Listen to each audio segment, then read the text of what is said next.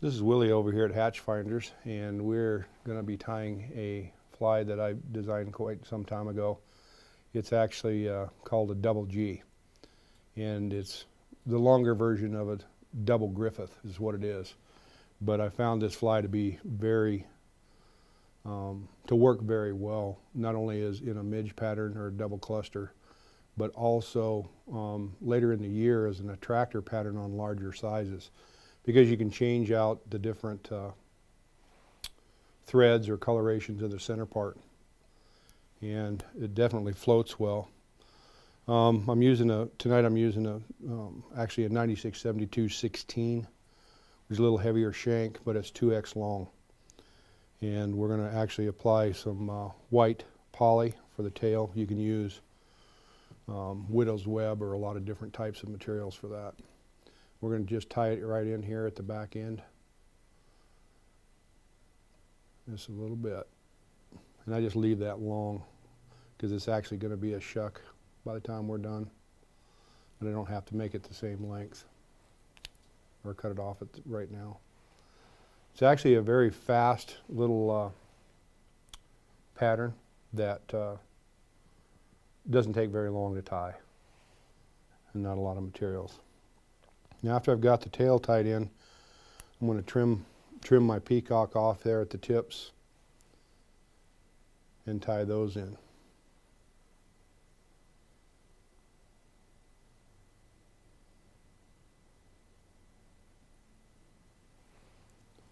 Go ahead and do a 1/2 inch in there, and I'll just leave those hang out back. Then I'm going to take an appropriate piece of grizzly hackle, strip it down a little bit so I can just tie in just the stem.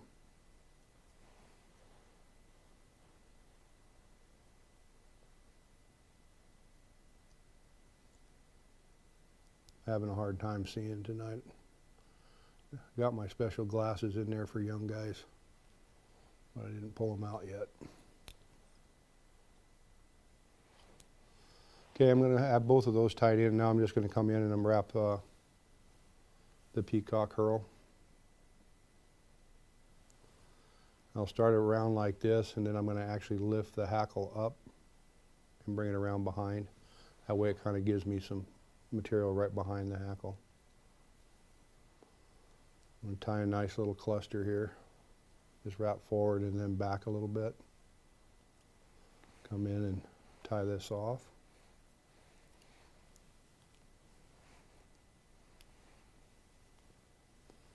Go ahead and trim those. Another 1/2 inch. Go ahead and wind the hackle forward through the peacock.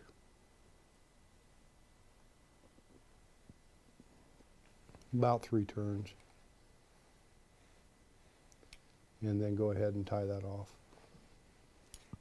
And essentially what I've done is I've just created one portion of the Griffith's gnat, or a Griffith's gnat.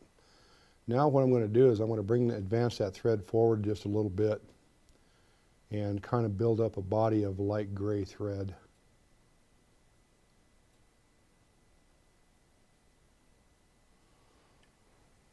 And then go ahead and give myself a segmentation there, so you have a little bit of a space right in between.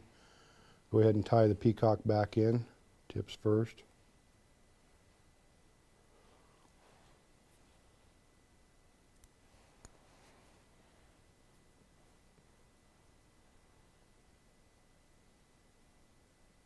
Make sure that they're tied nice and secure there. And all you're doing is repeating the same, excuse me, same exact process that we did in the back. But with this little segmentation in the center, it looks like a shuck or an extension of a body.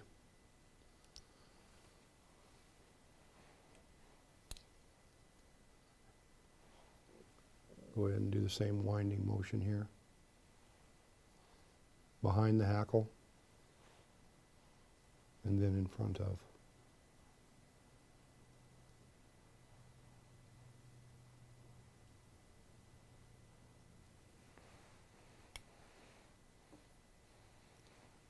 You want to make sure to give yourself a little bit of room at the eye, because you're not, once you tie the hackle off, you're not finished.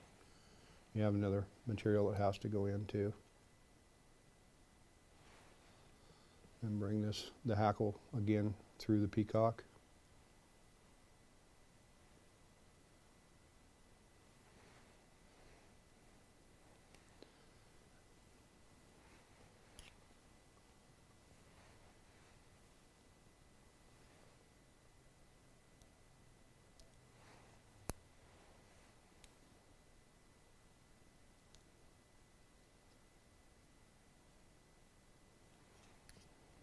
And this time I can go ahead and just adjust the tail a little bit. I want to make it about the same length as the shank, so it has a little bit of a tail. This actually acts as a rudder also out on the water. And then the last part of this, we're going to use a CDC puff. And I just kind of pinch it between my fingers like so and kind of gauge what I'm going to want. Come back in, hang on to it like so. Make a loose wrap over the top and then cinch it down.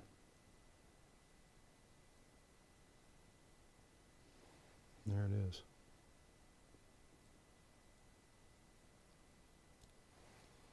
Then I just pull all that back, all the material back, come right in on the eye.